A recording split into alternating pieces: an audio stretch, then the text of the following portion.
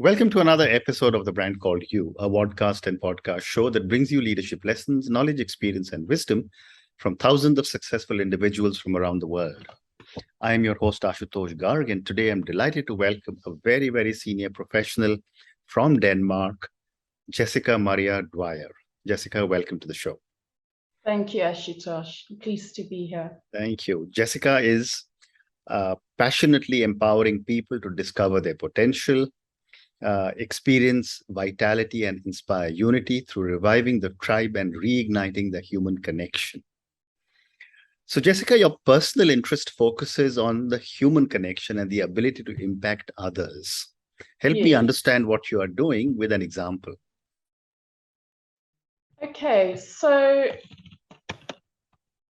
people have become very impersonal, I think, in the new modern world through technology. They tend to text each other more. Mm-hmm. I like to encourage people to do phone calls, to do video calls, to make a better connection. And, you know, when you're hearing a person's voice and you're seeing people, it makes such a difference because then all those emotional aspects come in and you build that emotional intelligence around making that face-to-face connection. But it's also about improving our communication skills too. We need to learn to be better listeners. We need to focus on actually listening to people, to understand them, to understand their points of view rather than focusing on what we want to say next, which is what a lot of us tend to do. Right. And it's also about being open and honest and being authentically you. That's really important for me, authenticity. And that makes a huge difference in connecting with people. And they could feel when you're being real with them and you're being authentically you. Oh, so in terms of impacting others as well, I feel it's important for you to design your life around values that are important to you and live by that. And that encourages other people to shine. Wonderful. So what I'm hearing you say is pick up the phone and speak and don't WhatsApp. Yeah, try and do that more. I know there's times where we will be meeting, but a texting, but I think it's actually really good to try and get a good balance of voice calls, video, and texting. You want to get a good balance of that and not just get caught up in too much texting, because a lot of people do that. And I think it's really about also learning to lead and live a life to lead by example. Very interesting. Connection, yeah. Jessica, you also talk about promoting health and wellness and teaching people to live their best life. Help me understand this, and then we'll get into your core competencies also. Okay, so for me, I'm very passionate about health and wellness. I think it's really your base foundation in life if you want to be successful. And then, of course, you're looking at health holistically. You're looking at the mental, the emotional, the physical aspects. And if you're wanting to be truly successful in your career, being in your greatest health and having the strength and vitality can make a huge difference. So it's really about being mindful and conscious about what you are putting into your body, staying active and doing exercise. Of course, on a mental level, it's important what you're putting into your mind, because there's so much that we can be exposed to online, especially, that can really not be very uplifting. So you want to spend time focusing on information that is going to be uplifting and building you as a person and developing you personally. And then with your relationships as well, it's about learning to communicate, as I said earlier, to build real connection. That's really very important, and learning how to better navigate your relationships and life's challenges, and taking time personally to be quiet, because we're so busy, we forget to slow down. And you want to slow down and have time with yourself for inner reflection. You want time for self-care, because we often work so hard, we forget about ourselves and we just burn ourselves out. You want time to nurture yourself, time to recharge and reflect and experience growth. And yet, given the fact that we are all coming out of the pandemic, when we had a lot of time, but there seems to have been a lot of stress. That's true. That's very true. And I think, you know, when there's a lot of mental stress, as you may know, a lot of people tend to stall or freeze, and they don't really know what to do with themselves, and it's difficult. And in this situation, you can get very stuck in your head. It's like running on a hamster wheel. Correct. You know, and the mind's just going, and it gets the better of you. And the mind's very powerful. It's a good tool, but you want to be the master of your mind. You don't want your mind to master you. And I think what is very important is to have regular practices that you schedule that are good for you to help pull you out of the mind and get you into the body. And things like breathing practices, meditation, very deep breathing can help to calm you down, and especially connecting with your senses. If you're feeling like you're spinning, you want to sit still and start paying attention to things you can see around you, things you can hear, feel. Connecting with all the senses brings you right into your body and takes you out of your mind. And it calms you down. It helps with anxiety. Thank you. What a great response. Jessica, when I was reading about you, you also speak of 5 core competencies. Yes. I'd like you to take me through each of these with an example for my audience to understand them better. Okay, so in my career, I've been working in customer-facing roles with key accounts and in customer success, and I've gained a lot of experience in interacting face-to-face with people on a daily basis. So with these 5 core competencies, the first one is an impactful communicator. I'm really good at writing and storytelling. Also through blogging on my passions, I've developed those skills as well. I'm able to stir critical thinking in people.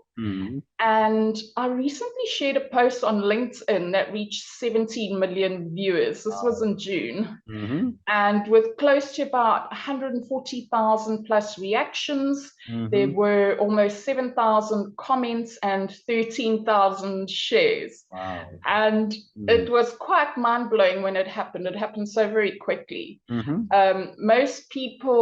Most did see the important message that was in the post and the tongue-in-cheek in it, because there was a bit of humor as well. And then, of course, there's always other people that took it quite seriously, and there was a lot of debating around my points. The story focused on the bicycle, and it's really about being conscious of how we're living our lives. And it was talking about how the cyclist doesn't contribute in the economy in the way that people with cars do, but they were talking about all the health benefits of living this life and cycling. And you know, where I am in Denmark, cycling is very big. Most of us do cycle to work and get around on bicycles here, and we've got great infrastructure for that. So yeah, and then there's the intuitive empath. I'm able to connect with people and people's emotions very easily. I think I've always been like this, and it's a gift that I've had. And I have a nurturing and understanding nature. I know how to listen to people. I know how to support them in times of need.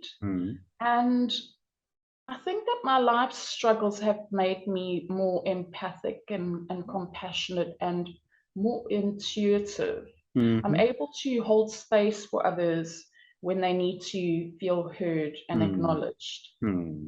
Okay. But, yeah.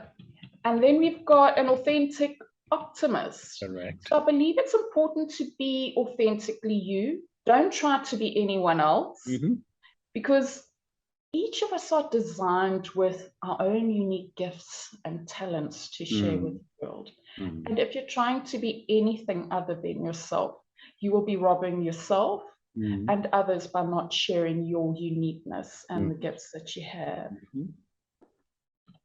And can you give me an example of some instance where your authentic optimism has helped you in a relationship? I think it definitely helps in opening up communication and getting people to open up more. And to help people to feel safe and heard and to feel valued. That's important. People want to feel heard and they want to feel valued. Wonderful. Okay. Yeah. And then your fourth one is a charming and trusted advisor. Yes. So I am a very warm and accepting person by nature, and I help others to see their light and their potential. I love inspiring people. People don't realize the potential that they really have. And, you know, we tend to block our potential with our doubts. And it's just about working past that. And I'm also very transparent and open with people as well. I help people to feel heard and safe, as I said to you earlier. And I find this leads to a lot of sharing and just better interrelational experiences with people. Okay. A team collaborator and cheerleader. I'm curious and I love to learn. I'm open to feedback and positive criticism, and I think that's important. We should all be. It's so essential to learning if you want to be the best version of you. Correct. And you get to learn to understand yourself through your relations with others and being open to opinions. I particularly love participating in debates and discussing new ideas. This stimulates creativity, brings me a lot of joy. Wonderful. And, you know, coming back to your first one, where you said you are a good communicator and a storyteller, what makes a good communicator? I think what makes a good communicator is being able to speak in a way that really connects with your audience. And it's about reaching people on an emotional level. That is really important. Fantastic. I think you should focus, if you're wanting to develop yourself, focus very much on your communication and your writing skills. It can make such a big difference in your personal life and in your professional life. Well said. Because you know, many of my guests have told me how important it is to be able to write well and communicate well. Absolutely. But again, that seems to be a challenge with a lot of people. How do I express my viewpoint in verbally and in writing? So I think storytelling is very, very good. And the best way to reach people is to share personal experiences. Be opening up a conversation and you're talking about an experience you had and what it felt like for you, and you're being open and transparent and authentic, and you know what, making yourself vulnerable. That's the word. Correct. Vulnerability. People love that. A lot of the time we have a lot of fear around sharing certain things, but if you can be brave and be vulnerable, and especially share instances of very difficult times and struggles and things, you can empower people. Correct. And people can relate to that because life isn't easy, you know, and we all have our challenges and struggles, and you encourage other people when you do that. So it's about being vulnerable. Very interesting. Okay. So now let me move to another part of our conversation, which is on networking. Yes. I'd love to understand from you, how important is it to network in our life? I would say networking is vital in all aspects of your life. whether it's your personal life or your business life. In business, it helps us to expand opportunities in growing our current business or to really identify future potentials. Networking is not just about who you know. It's also about what you can come to learn to know. And an example would be just like reading a book or browsing the web expands your knowledge. Learning from others can help to expand your knowledge. We need to be open and curious to learn from others. Very interesting. And how does one network better? So I'll use an example because on LinkedIn, I would say that is my one social page where I've dedicated myself most, and I've got close to 30,000 followers, and I've spent a lot of time networking with customers there. So when you're networking online on a platform like LinkedIn, you want to get to know people. That's very important. And when you invite someone and they send you a connection request, take the time to browse through their profile, read especially their about section at the top of their page to get a feel for who they are and what they do. And it's really nice also when people are sharing not just their professional experience, but also sharing something a bit personal about themselves. So you get to know the person. Now, when you're writing your own about section, try and keep it very real. Don't describe it in a business sense, describing yourself. Just speak about yourself, who you are and what you do, like you're talking to a friend. People love that because that way they connect with the real character and who is you. So you want to look at people's profiles, look at their experience, look at their background, and see if there's anything that maybe resonates with you that you can start a conversation about, or something very interesting, maybe something you're curious to learn, to understand more about. And then you want to inbox them when you accept that invitation and welcome them and send them a brief message. Hi, I read your about section. I found this really interesting. Oh, I see that you did this. I'm really curious about this. Can you share some more? I'd love to learn some more. So it's about doing that because a lot of people, and I don't know if you've experienced this, they'll send invites, connect, and they don't even say hello or welcome. They just accept. So make that human connection. Start a conversation with them and get to know them. That's very important. Also, you want to engage on people's posts and engage on their posts in a way that's going to create value and sharing. That's also really important. People rush a lot on a site like LinkedIn, and sometimes they want to even rush into sales pitches, which really isn't great. Correct. Yeah. I've had many people who reach out to me, and the moment I accept, they send me a business proposal. Oh my goodness. And you haven't even had a chat or had time to get to know each other.